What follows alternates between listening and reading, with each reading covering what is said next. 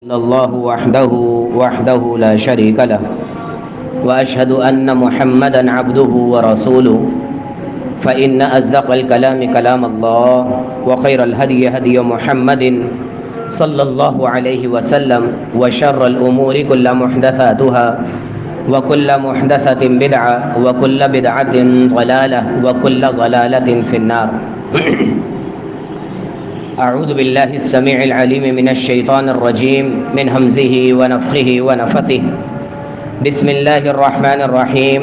يا أيها الناس اتقوا ربكم الذي خلقكم من نفس واحدة وخلق منها زوجها وبث منهما رجالا كثيرا ونساء واتقوا الله الذي تساءلون به والأرحام إن الله كان عليكم رقيبا. يا أيها الذين آمنوا اتقوا الله حق تقاته ولا تموتن إلا وأنتم مسلمون. يا أيها الذين آمنوا اتقوا الله وقولوا قولا سديدا يصلح لكم أعمالكم ويغفر لكم ذنوبكم ومن يطع الله ورسوله فقد فاز فوزا عظيما. اللهم صل على محمد وعلى آل محمد كما صليت على إبراهيم وعلى آل إبراهيم إنك حميد مجيد. اللهم بارك على محمد وعلى آل محمد كما باركت على إبراهيم وعلى آل إبراهيم إنك حميد مجيد. رب اشرح لي صدري ويسر لي أمري واحلل عقدة من لساني يفقهوا قولي. اللهم انفعني بما علمتني وعلمني ما ينفعني وزدني علما. رب زدني علما رب زدني علما.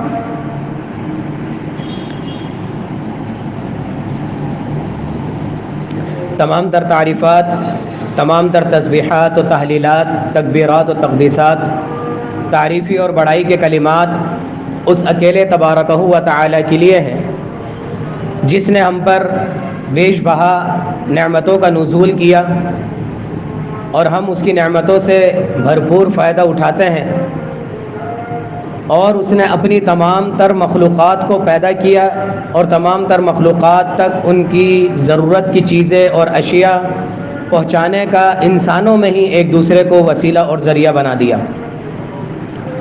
اس نے آسمان کو ہمارے لیے بطور چھت بنایا اور زمین کو بطور فرش بنایا. جہاں اس نے رات کو آرام کا ذریعہ بنایا ہے وہیں دن کو ذریعہ معاش بنایا. اور ان تمام تر احسانات کے بعد بھی اللہ کا سب سے بڑا احسان یہ ہے کہ اس نے مجھے اور آپ کو مسلمان گھرانے میں پیدا کر کے ایمان کی دولت سے نوازا. بہت بڑی نعمت ہے اللہ کی. ساتھ ہی کروڑوں اربوں درود و سلام ہو پیغمبر آخر الزماں، شافی روز جزا، آمنہ کے لال محمد الرسول اللہ صلی اللہ علیہ وسلم کی ذات اقدس پر، آپ کی روح اطہر پر، کہ آپ صلی اللہ علیہ وسلم نے اپنی زندگی میں ہر طرح کی مشکلات اٹھا کر بھی اللہ تبارکہ و تعالی کی پیغامات کا، وحی کا، قرآن کا ایک ایک حرف اپنی امت تک پہنچانے کا فریضہ انجام دیا. صلی اللہ تعالی علیہ وآلہ وسلم تسلیما کثیرا کثیرا. انتہائی مختصر حمد و ثنا کے بعد سب سے پہلے اللہ تعالیٰ سے دعا ہے کہ اللہ تعالیٰ مجھ ناچیز کو جو بے بات سمجھانے اور جس چیز کی اہمیت دلانے آج آپ کے پاس حاضر ہوا ہوں، اللہ تبارک و تعالیٰ شرائط کے دائرے میں رہتے ہوئے احسن طریقے سے مجھے بات کرنے کی، سمجھنے کی، سمجھانے کی توفیق عطا فرما دے. ہم سب کو پورے توجہ سے اس کو سننے کی توفیق عطا فرمائے اور ہم سب کو اس پر عمل پیرا ہونے کی توفیق عطا فرمائے. اللہ کی کئی ایک نعمتیں ہیں اور جس کے بارے میں اللہ تبارکہ و تعالی نے سورہ ابراہیم میں فرمایا ہے، 13واں سپارہ ہے، وَإِن تَعُدُّوا نِعْمَةَ اللَّهِ لَا تُحْصُوهَا. آج کل ڈیجیٹل کمپیوٹر، ڈیجیٹل کیلکولیٹر اور دیگر ایسی اشیاء آ گئیں کہ وہ چیزیں جو انکاؤنٹیبل تھیں، جن کو ہم گن بھی نہیں سکتے تھے، ان کو ہم کاؤنٹنگ میں لے آتے ہیں. مردم شماری ہوتی ہے، ایک ایک فرد کا پتہ چل جاتا ہے، اور کوئی معاملہ ہوتا ہے، ایک ایک چیز کی خبر لمحہ بلمحہ ہمارے پاس آتی رہتی ہے.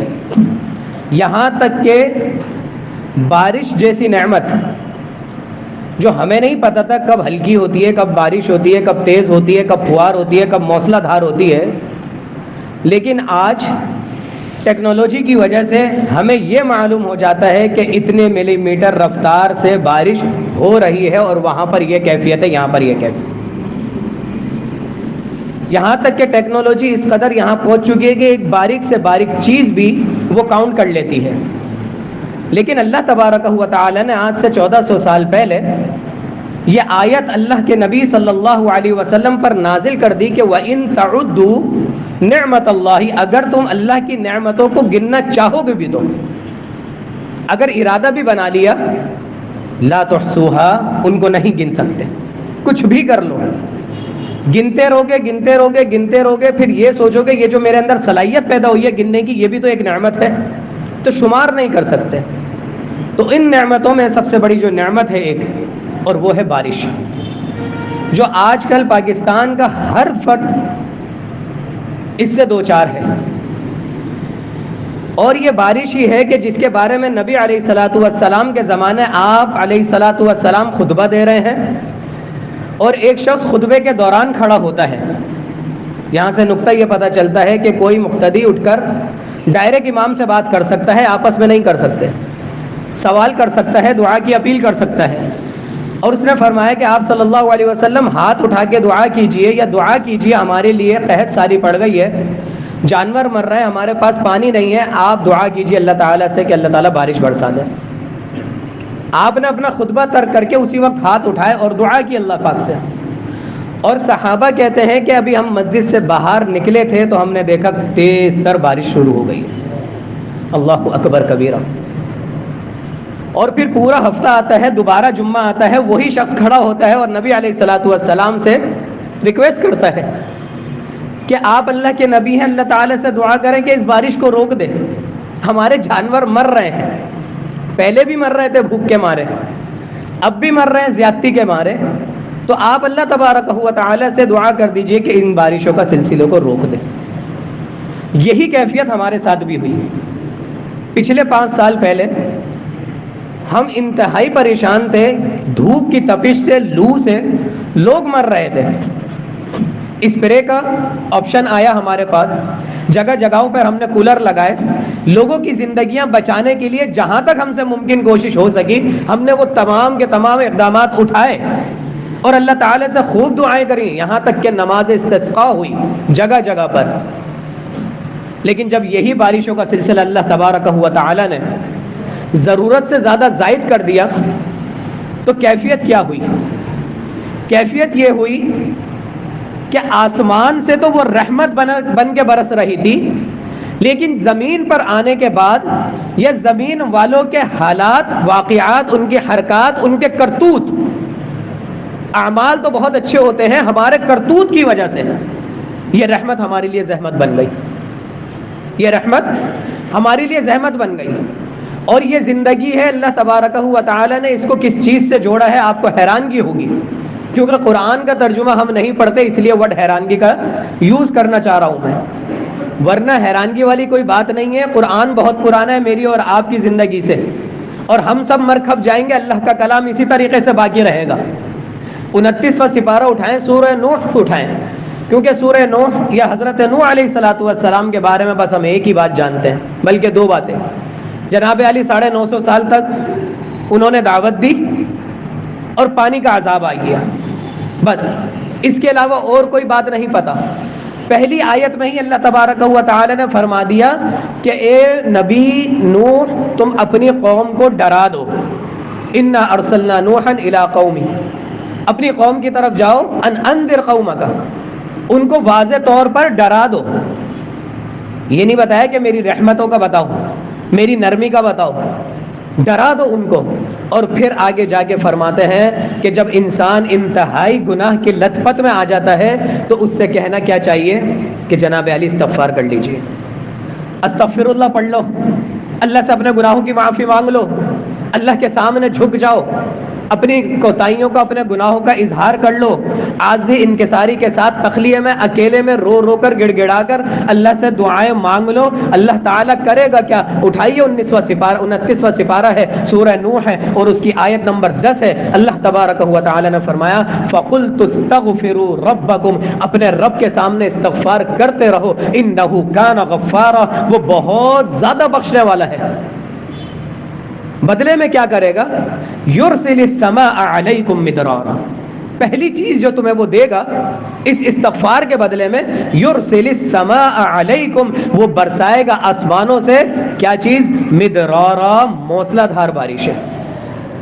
بارش عذاب نہیں ہے، بارش زندگی ہے، اسی سے کھیتیاں آتی ہیں، اسی سے زندگیاں چلتی ہیں، جانور ہو، انسان ہو، پودے ہوں، زمین کی اندرونی کیفیت کیوں نہ ہو، چلتا اسی پانی سے ہے نظام۔ یرسل السماء علیکم مدرارا، اور پھر اس بارش برسانے کے بدلے میں اس کے بعد کی کیفیت کیا ہے؟ وَيُمْدِدْكُمْ بِأَمْوَالٍ، تمہارے مالوں کو اللہ پاک بڑھا دے گا۔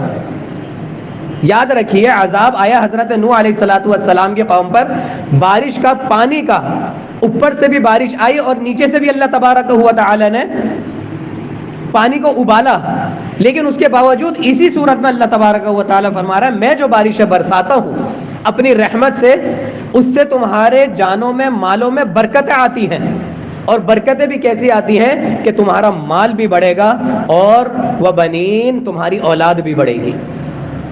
اکثر لوگ وظیفہ پوچھتے ہیں کہ جناب علی اولاد کا وظیفہ بتا دیجیے، کوئی نئی دعا بتا دو تو خوش ہو کے چلے جاتے ہیں، یہ کہو کہ استغفار کرو کوئی نہیں سمجھتا۔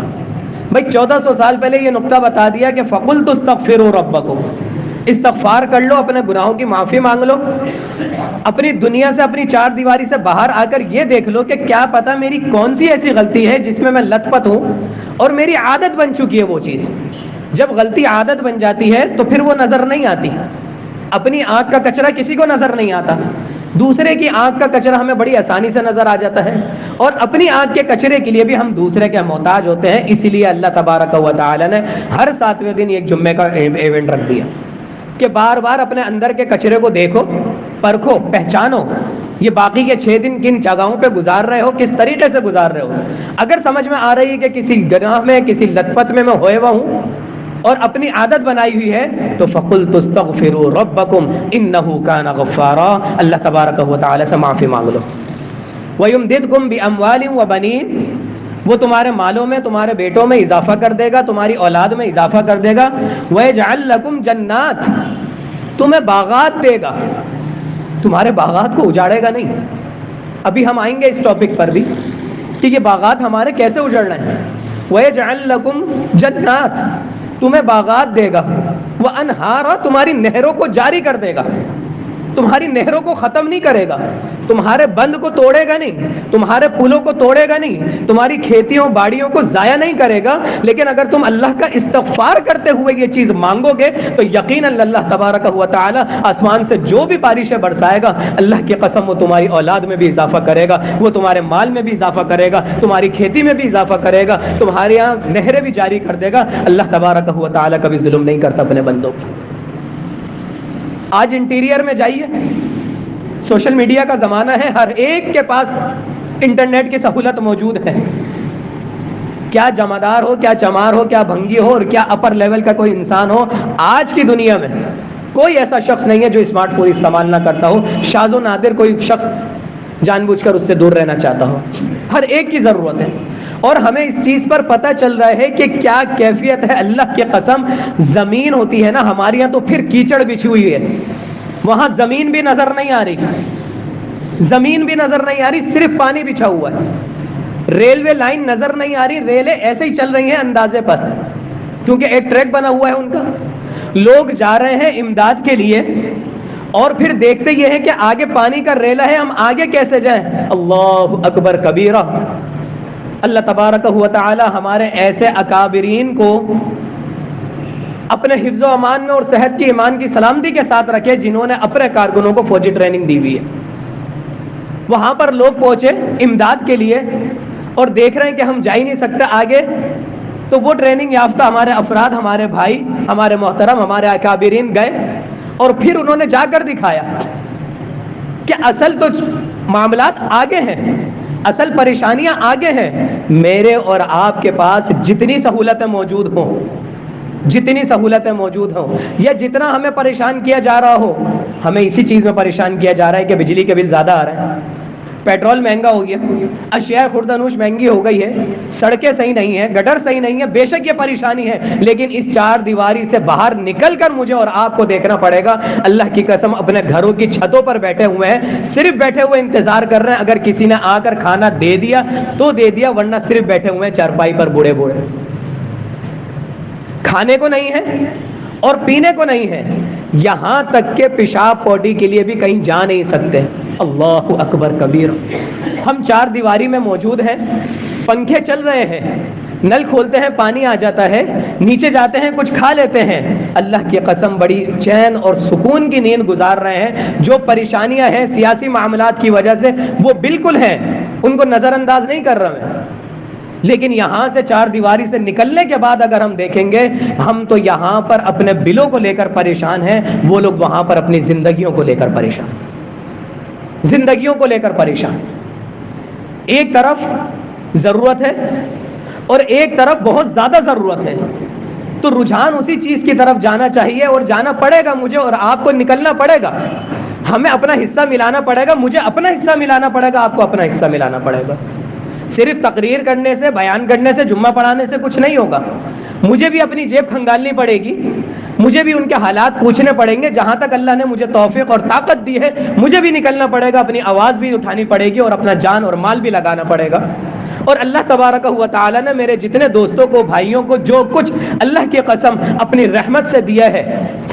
اور ایک حدیث اور سناتا چلوں آپ کو.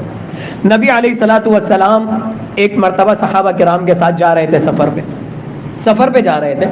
دیکھا کہ ایک شخص آیا اور وہ ادھر ادھر دیکھ رہے ہیں، صرف گھبرا کر ادھر ادھر دیکھ رہا ہے، ابھی اس نے کوئی سوال نہیں کیا.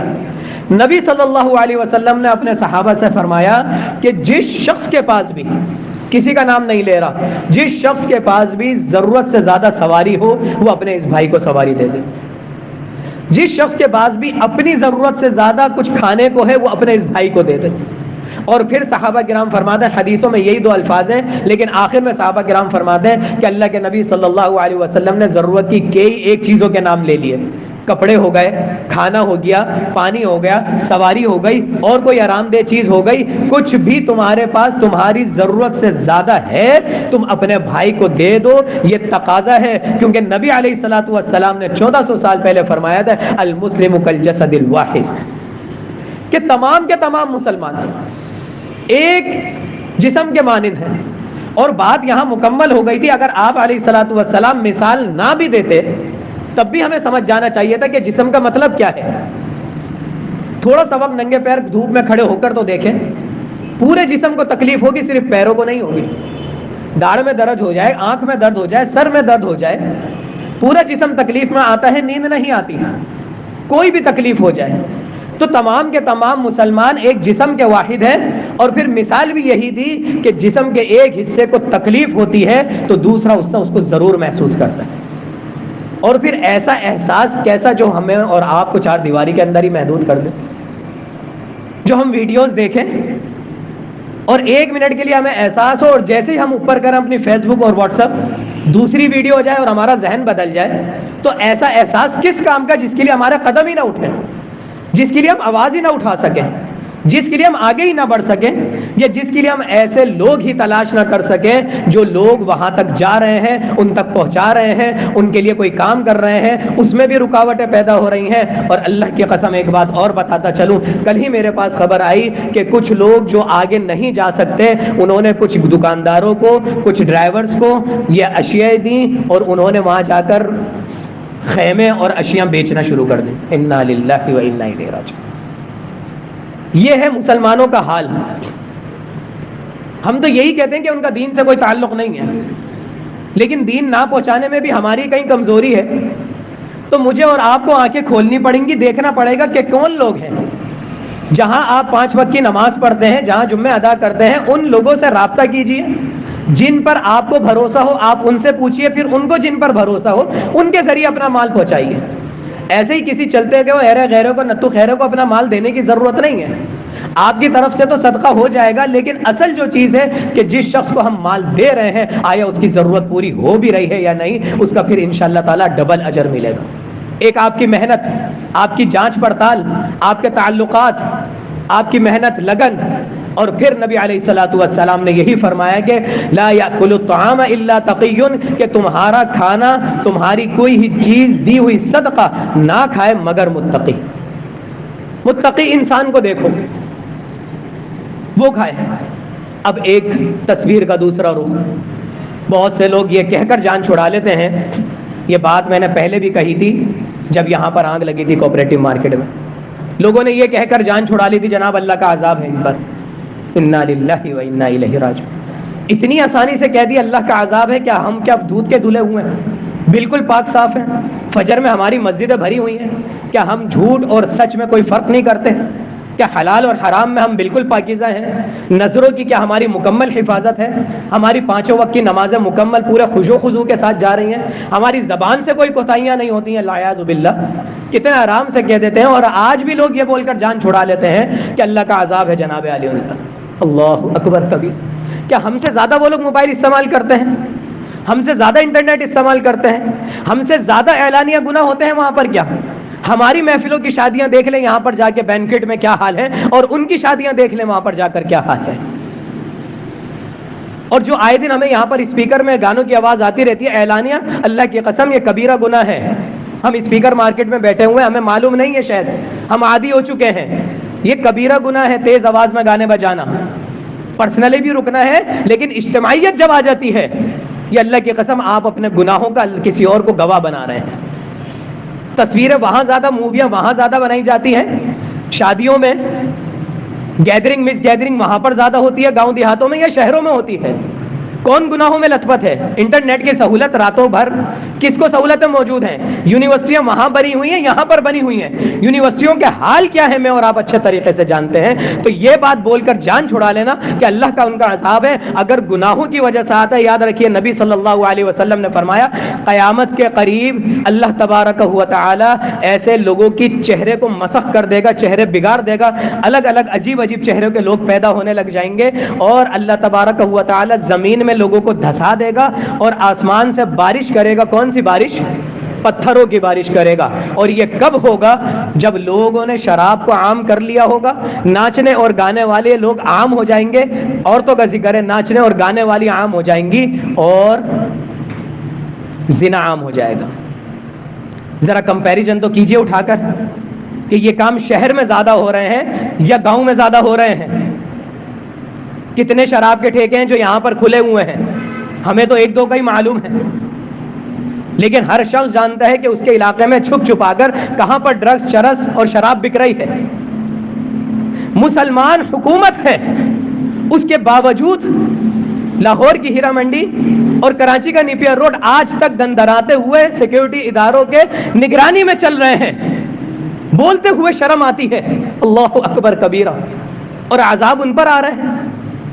زنا کے اڈے یہاں پر کھلے ہوئے ہیں, عذاب ان پر آ رہا ہے. فجر میں ہم سب سو رہے ہیں, عذاب ان پر آ رہا ہے. جن کے پاس کھانے پینے کو نہیں ہے, یہاں پر جو سب سے بڑا ہاتھ ہے وہ میری اور آپ کی کوتاہی کی وجہ سے غلط حکمرانوں کو چننا ہے. یہ بالکل بڑی ذمہ داری کے ساتھ میں آپ کو بات بتا رہا ہوں. ہم جتنا کر سکتے ہیں کریں گے, لیکن اصل ذمہ داری حکمرانوں کی ہے, جن کے زیرے میں وہ زیرے آتے ہیں, جن کے پاس اتھارٹی ہے, جن کے پاس پالیسیز ہیں, جو پانی کو روک سکتے ہیں, جو پانی کو اسٹور کر سکتے ہیں, جو آگے پیچھے کے ٹیکنالوجی کے ذریعے ہماری زمینوں کو, ہمارے پانی کو محفوظ کر سکتے ہیں. سارے اقدامات اٹھا سکتے ہیں, لیکن میڈیا پر آ کر اور ٹی وی چینل پر آ کر 1-1 گھنٹے کی ڈیبیٹ کرنے سے ان کو فرصت ملے تو پھر وہ گاؤں کی طرف نظر دیکھیں. اصل جو مسئلہ ہے وہ حکمرانوں کا ہے یہاں پہ, جس کے ہاتھ میں اتھارٹی ہے. اسی لیے تو مجھے اور آپ کو آگے بڑھنا پڑ رہا ہے, اسی لیے تو اسلام کو نفاذ کرنا پڑ رہا ہے. ہم زکوٰۃ کے معاملے میں بھی تو یہی کہتے ہیں نا کہ اگر اسلامی نظام ہوتا تو میں اور آپ آرام سے ہم زکوٰۃ دے دیتے حکومت کو, اس کے بعد وہ جانے, اس کا کام جانے. اگر وہ صحیح مصارف پر خرچ کر رہی ہے تو اس کو ثواب ملے گا, اگر وہ صحیح مصارف پر نہیں خرچ کر رہی تو میرا اور آپ کا فرض ادا ہو گیا, سارا گناہ ان پر ہو. لیکن اسلامی نفاذ ہی نہیں ہے تو مجھے اور آپ کو زکوٰۃ کے مصارف ڈھونڈنے پڑتے ہیں. میرا اور آپ کا کام بڑھ گیا, لیکن اس کام کی کوئی ایسا نہیں ہے کہ کوئی ویلیو نہیں ہے، اللہ تبارک و تعالیٰ اس کا بھی اجر دیتا ہے۔ تو مجھے اور آپ کو باہر نکلنا پڑے گا، اپنی جیبیں دکھانی پڑیں گی، خالی کرنی پڑیں گی، جتنا ضرورت سے زیادہ ہے کوشش یہ کرنی پڑے گی کہ اپنا پیٹ کاٹ کر ہم اس وقت ان کا پیٹ بھر دیں اور ان کو زندگیاں عطا کر دیں۔ اور دینی جماعتیں ساری کام کر رہی ہیں، اس کا سب سے بڑا فائدہ جو مجھے نظر آ رہا ہے، کم سے کم دین پہنچ رہے ہیں۔ اب تک یہاں پر ہماری کوتاہی تھی کہ ہم نے وہاں مساجد نہیں بنائی تھی اس اعتبار سے جس اعتبار سے ہم نے شہروں میں بنائی، کوتاہی تھی لیکن اتنی بڑی کوتاہی نہیں تھی۔ لیکن اب یہ کوتاہی دور ہوگی، لوگ دیکھیں گے کہ ٹوپیوں والے، داڑھیوں والے، اللہ کا نام لینے والے ہمیں امداد دے رہے ہیں، اور یہ بھی نہیں کہہ رہے کہ مسجد میں جا کے چندہ دو، کہہ رہے ہیں کہ صرف ہاتھ اٹھا کر اللہ تعالیٰ سے دعا کرو۔ دینے والا کون ہے؟ اللہ تبارک و تعالیٰ، جان دینے والا، مال دینے والا، ہر چیز، اپنی ہر نعمت دینے والا۔ یہاں تک کہ ہمارے کچھ بھائیوں نے جا کر ان کے گلوں سے تعویذ اتروائے، ان کو بتایا کہ شرک اور توحید میں کیا فرق ہے، ان کو بتایا کہ نماز پڑھنی ہے، اللہ تبارک و تعالیٰ کو یاد کرنا ہے۔ اللہ کی قسم ان کو کلمہ بھی نہیں آتا، کلمہ بھی نہیں آتا۔ تو یہ اب کام ہو رہا ہے دینی جماعتوں کی وجہ سے۔ تو اس لیے بھرپور مجھے اور آپ کو باہر نکلنا پڑے گا، ان کی زندگیوں کو بچانا پڑے گا۔ اللہ تبارک و تعالیٰ سے دعا ہے اللہ تعالیٰ مجھ سے میری استطاعت کے مطابق کام لے لے، اور آپ سے آپ کی استطاعت کے مطابق کام لے لے۔ اقول قولی ھذا واستغفر اللہ لی ولکم ولسائر المسلمین۔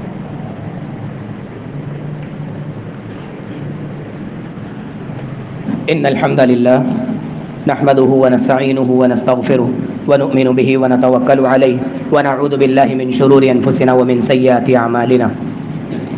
اللهم صل على محمد وعلى آل محمد كما صليت على إبراهيم وعلى آل إبراهيم إنك حميد مجيد۔ اللهم بارك على محمد وعلى آل محمد كما باركت على إبراهيم وعلى آل إبراهيم إنك حميد مجيد۔ اللهم أحسن عاقبتنا في الأمور كلها وأجرنا من خزي الدنيا وعذاب الآخرة۔ اللهم إنا نعوذ بك من جهد البلاء ودرك الشقاء وسوء القضاء وشماتة الأعداء۔ اللهم إنا نجعلك في نحورهم ونعوذ بك من شرورهم۔ اللهم استر عوراتنا وآمن روعاتنا۔ اللهم انصر الإسلام والمسلمين۔ اللهم انصر المجاهدين۔ اللهم انصر الإسلام والمسلمين وأذل الشرك والمشركين۔ یا اللہ ہم سب کے گناہوں کو معاف فرما دے، ہم سب کو دل سے استغفار کرنے کی توفیق عطا فرما دے۔ یا اللہ ہم سب کو فجر میں اٹھنے کی توفیق عطا فرما دے۔ یا اللہ ہمیں نمازوں کے وقت میں ہماری سستی اور ہماری نیند کو حاوی ہونے سے ہمارے اوپر بچا لے۔ یا اللہ ہم سے دین کا کام لے لے، ہماری اولاد کو، ہماری نسل کو دین کے لیے چن لے۔ یا اللہ جتنے لوگ پریشان ہیں، جتنے لوگ بیمار ہیں، یا اللہ شہروں میں بھی اور گاؤں میں بھی، یا اللہ ان تمام تر لوگوں کی پریشانیوں کو دور فرما دے۔ یا اللہ مجھے اور ہم سب کو جہاں تیرے دین کا تقاضا ہے تو ہمیں وہاں پہنچا دے۔ اگر ممبر و محراب پر تقاضا ہے تو ہمیں ممبر و محراب پر رکھ۔ یا اللہ میدانوں میں تقاضا ہے تو ہمیں میدانوں میں پہنچا دے۔ یا اللہ گاؤں گوٹوں میں تقاضا ہے جہاں پر تیرے دین کی زیادہ ضرورت ہے، یا اللہ میرے لیے اور میرے تمام مسلمان بھائیوں کے لیے وہاں تک جانے کا ذریعہ اور وسیلہ اور راستہ آسان بنا دے۔ یا اللہ جہاں تو اپنے مسلمان بندوں کو دیکھنا چاہتا ہے ان کو وہاں پر پہنچا دے۔ یا اللہ ہمارے ذریعے جو چھوٹی سی کوشش ہو سکتی ہے، یا اللہ مسلمانوں کی زندگیوں کو بچا لے۔ یا اللہ تو اب بارشوں کا سلسلے کو ختم کر دے۔ یا اللہ تو ہمارے نیچے زمین کے نظام کو بہتر کر دے۔ یا اللہ تو ہمارے حکمرانوں کو اچھی سمجھ عطا فرما دے۔ یا اللہ ان کے نصیب میں اگر ایمان نہیں ہے تو ان کو نیست و نابود کر دے، صفائے ہستی سے مٹا دے۔ یا اللہ ہمارے سروں پر نیک لوگوں کو لا کے بٹھا دے، اپنے ڈرنے والے لوگوں کو لا کے بٹھا دے، برگزیدہ بندوں کو لا کے بٹھا دے، تقوی والے لوگوں کو لا کے بٹھا دے۔ یا اللہ تو ہمیں لا کے بٹھا دے اور ہم سے دین کا کام لے لے۔ یا اللہ ہم سب کی نیکیوں کو قبول فرما لے، ہم سب کو نماز کا پابند بنا دے۔ ربنا تقبل منا انك انت السميع العليم وتب علينا انك انت التواب الرحيم وصلى الله تعالى على خير خلقه محمد وآله واصحابه اجمعين برحمتك يا ارحم الراحمين۔